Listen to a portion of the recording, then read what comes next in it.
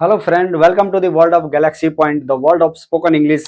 My name is Sanjay Sharma, your English coach जो बदल दे आपकी सोच। तो सोच आपकी जरूर बदलूंगा, 100% बदलूंगा। आप सिर्फ मेरे साथ बने रहें ताकि आप परफेक्ट स्पीकर बन सके इंग्लिश में और आपकी सोच भी बदल सके। आपका सॉफ्टवेयर अपडेट करूं इंग्लिश स्पीकिंग के हिसाब से, ना कि और चीज़ों के हिसाब से। तो घबराए ना, दिल थामे बैठे रहिए मेरे साथ इस यूट्यूब के चैनल में। तो आज हम क्या करने जा रहे हैं, जैसा कि आप सब देख रहे हैं कि मैं 21 दिन का मैंने चैलेंज दिया आप सबको स्पोकन इंग्लिश का, और मुझे उम्मीद है इसमें आप बहुत कुछ सीखोगे। सिर्फ आपको करना क्या है, मेरे साथ बने रहे। डे बाय डे जो मैं नई नई चीजें सिखा रहा हूँ आपको, उसमें इंटरेस्टेड रहे, जुड़े रहे मेरे साथ। तो आज क्या करवाऊंगा मैं आपको, आज करवाऊंगा मैं वांट मतलब क्या। जब हमें कोई चीज चाहिए तो उसके लिए हम वांट शब्द का इस्तेमाल करते हैं। और यह इसका जो है, इस वर्ड का स्पोकन इंग्लिश में बहुत ही महत्वपूर्ण रोल है। इसलिए इसको स्किप ना करें, मेरे साथ बने रहे और सीखो इसको बहुत अच्छे से। तो स्ट्रक्चर, सबसे पहले मैं स्ट्रक्चर बताता हूँ, उसके बाद सेंटेंस की प्रैक्टिस करवाता हूँ, उसके बाद एक सेंटेंस देता हूँ आपको प्रैक्टिस के लिए। तो आ जाइए, चलते हैं स्ट्रक्चर के ऊपर। स्ट्रक्चर क्या है, सबसे पहले हम देखेंगे सब्जेक्ट, फिर वांट या वांट्स में से कोई एक लेंगे। वांट का मतलब ये प्लूरल है, ये जो है प्लूरल है, और ये वांट्स जो है सिंगुलर है। ये उसके बाद जो हम ऑब्जेक्ट लाएंगे, यानी सिंपल सेंटेंस जो बनाना, उसमें सबसे पहले सब्जेक्ट, फिर वांट या वांट्स में से कोई एक, फिर ऑब्जेक्ट। उसके बाद नेगेटिव सेंटेंस में क्या करेंगे, सब्जेक्ट डू डज लाएंगे, फिर नोट लाएंगे, फिर वांट और फिर ऑब्जेक्ट। उसके बाद जो है इंटेरोगेटिव सेंटेंस, जो क्वेश्चन पूछने का काम करते हैं।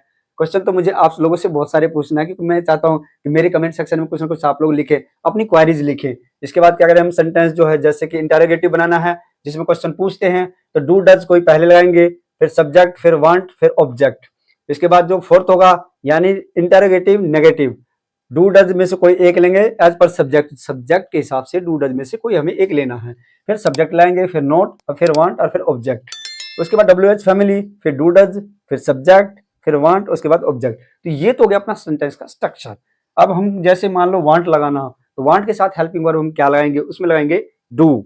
डू के बाद क्या करें, ये जैसे आई वी यू दे हो या प्लूरल सब्जेक्ट हो, उसके साथ हम वांट लाएंगे।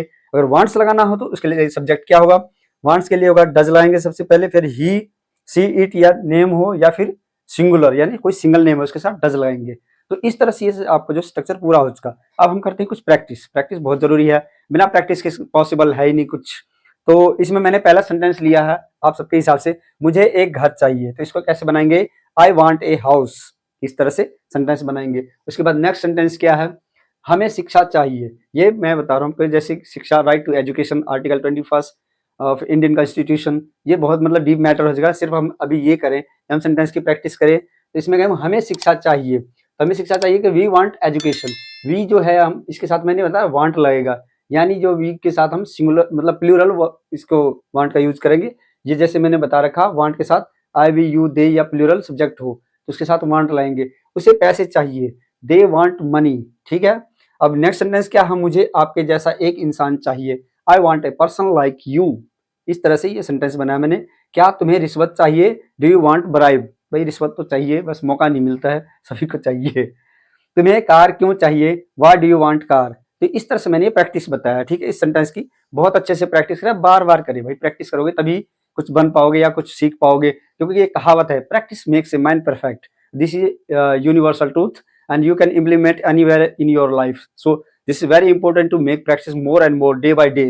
तो एक मैंने प्रैक्टिस के लिए आपको जो सेंटेंस दिया है, मुझे आपकी मदद चाहिए, इस सेंटेंस को मेरी कमेंट सेक्शन में बहुत ही प्यार से, बहुत अच्छे से बना के और बहुत ही समझदारी के साथ बना के आप इसको भेजें। और जो भी आपकी क्वारीज हो, मैं जानता हूँ जितने भी आप मेरे दोस्त यारे प्यारे, नियर एंड डियर, जो भी मेरे वीडियो को देख रहे हैं, सभी इंग्लिश सीखना चाहते हैं। हो सकता है उसमें से कुछ के लेवल ठीक हो, कुछ बिगिनियर्स हो, और कुछ जो है टॉपर भी हो सकते हैं। तो इट डजेंट मैटर, अगर आप टॉपर हो तो मोस्ट वेलकम, आप बिगिनियर्स हो तो भी मोस्ट वेलकम, आप सिंपल हो तो भी मोस्ट वेलकम। क्योंकि हम सब मिलके है जो है एक बहुत ही अच्छा कम्युनिटी, एक अच्छा ग्रुप बना सकते हैं, बहुत अच्छे से इसको इम्प्रूवमेंट कर सकते हैं। जो सीखने वाले हैं उसका भी वेलकम। तो देखो दोस्त, मेरा जो एम्बिशन है या जो मेरा जो गोल्स है वो क्या है, कि मैं चाहता हूँ कि ज़्यादा से ज़्यादा पब्लिक जो है अपने जो इस इंग्लिश की जो स्पीकिंग की कमी है, या जो नहीं सीख पाते मेरे यार दोस्त या प्यारे मेरे भाई और बहन, जो भी सीखना चाहते हैं या जो नहीं सीख पाए, वो मेरे साथ जुड़े रहें और इससे अच्छे से इस सेशन को कंप्लीट करने में मेरा सहयोग दें, अच्छे से सीखें। तो thanks for watching my video, keep smiling, keep growing, stay with us.